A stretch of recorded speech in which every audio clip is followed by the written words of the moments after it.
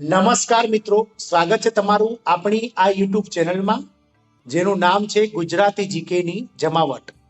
મિત્રો, આજના વિડીયોમાં આપણે વાત કરીશું government of India ministry of railways railway recruitment board એટલે કે આરઆરબી દ્વારા આસિસ્ટન્ટ લોકો પાયલોટની જે ભારતભરમાં 5,600 કરતાં વધારે જગ્યાઓ માટે જે ઓનલાઈન આવેદનો મંગાવવામાં આવે છે તેના વિશે વિગતવાર વાત કરીશું. મિત્રો, જાણીશું કે મિત્રો આસિસ્ટન્ટ લોકો પાયલોટ એટલે કે એએલપી માટે મિત્રો કેટલી ઉંમર જે વયમર્યાદા છે તે રાખવામાં આવી છે, શૈક્ષણિક લાયકાત શું છે, સાથે જ મિત્રો ગુજરાતમાં કેટલી જગ્યાઓ છે અને કઈ રીતે ફોર્મ ભરવું, આ તમામ માહિતી સાથે જ પરીક્ષાની જે પદ્ધતિ છે, સિલેબસ કયો કયો હશે, કઈ રીતે પરીક્ષા લેવાય છે, આ તમામ માહિતી આજના વિડીયોમાં મેળવીશું.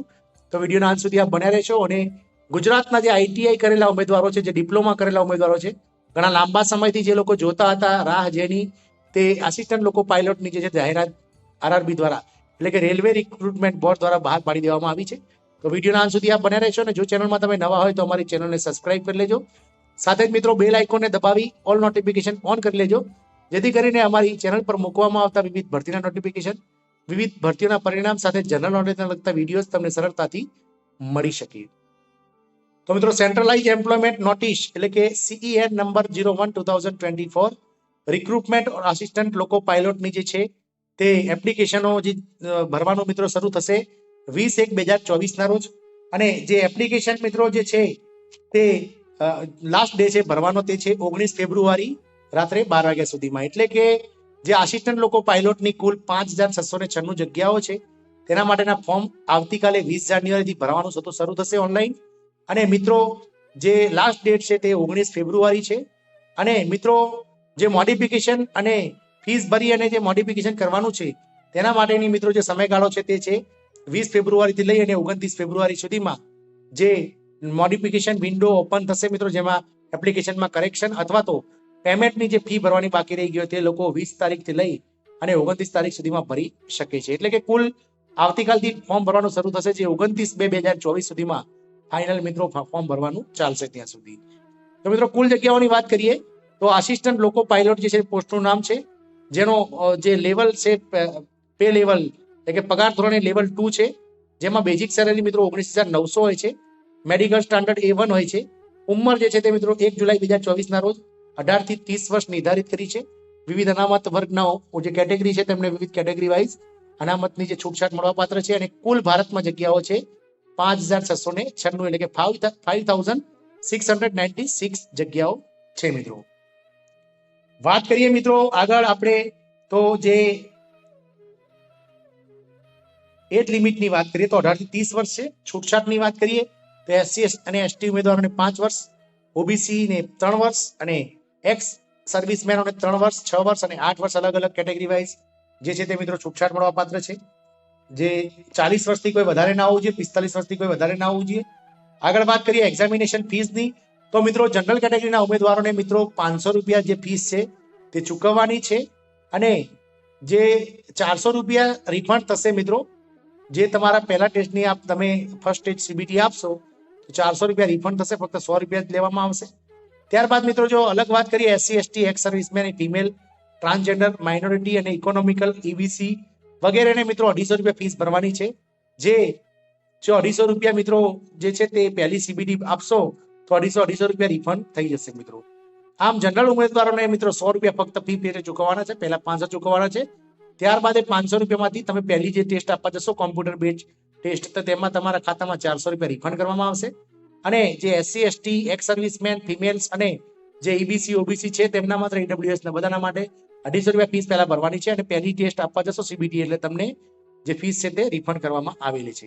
તો મિત્રો રિફંડ તેને જ કરવામાં આવશે જેઓ લોકો CBT 1 એટલે કે કોમ્પ્યુટર બેઝ ટેસ્ટ 1 માં પરીક્ષા આપવા માટે ઉપસ્થિત રહેશે તેમને જ મિત્રો રિફંડ આપવામાં આવશે. હવે વાત કરીએ રિક્રુટમેન્ટ પ્રોસેસની તો મિત્રો કુલ 5 પ્રકારના સ્ટેજમાંથી દરેક ઉમેદવારો પસાર થવાનું છે.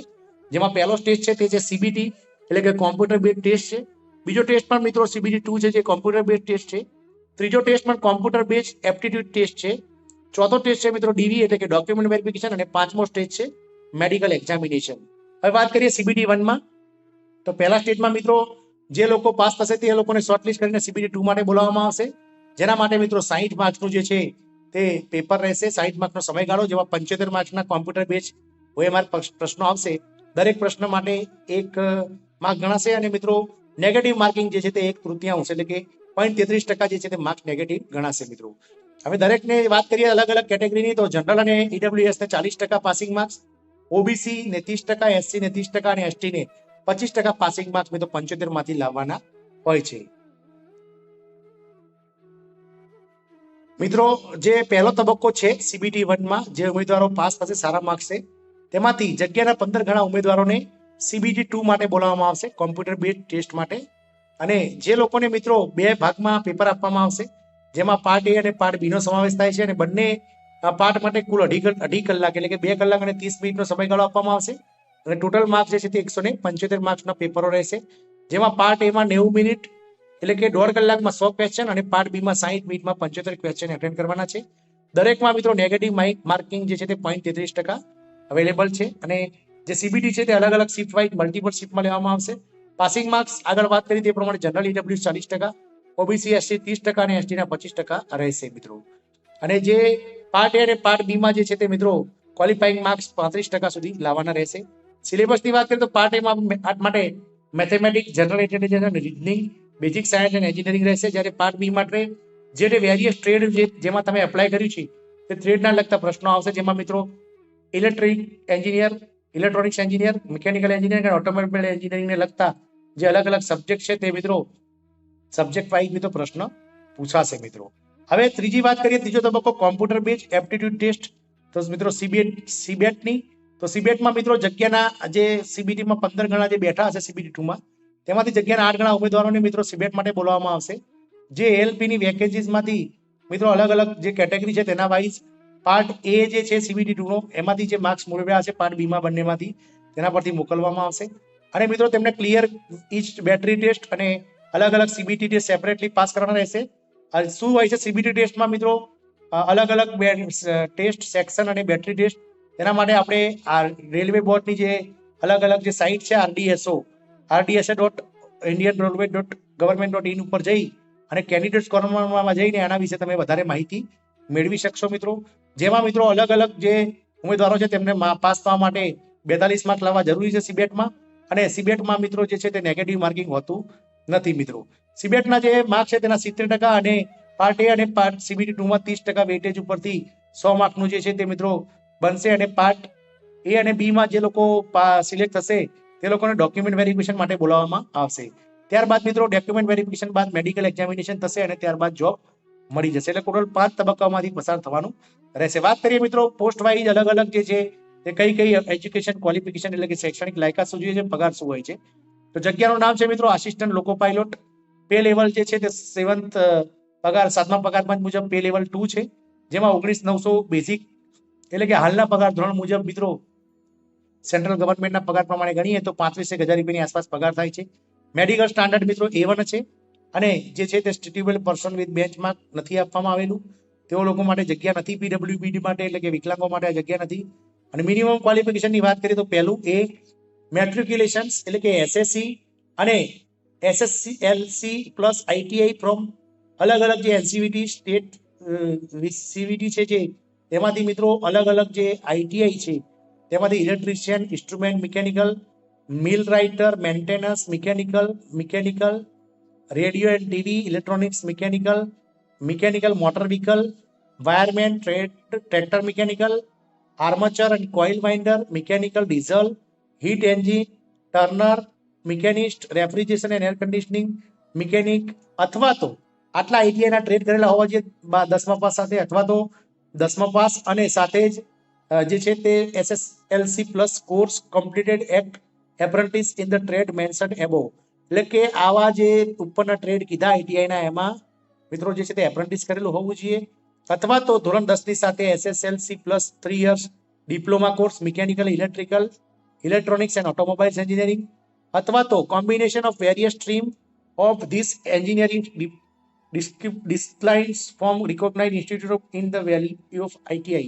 No degree in the engineering disciplines as the above will also be acceptable in LIUE diploma in engineering. એટલે કે ડિપ્લોમા અને બી થયેલા જે ઉમેદવારો છે 4 trade mechanical, electrical, electronics and automobiles તે લોકો પણ આના માટે ફોર્મ ભરી શકે છે મિત્રો.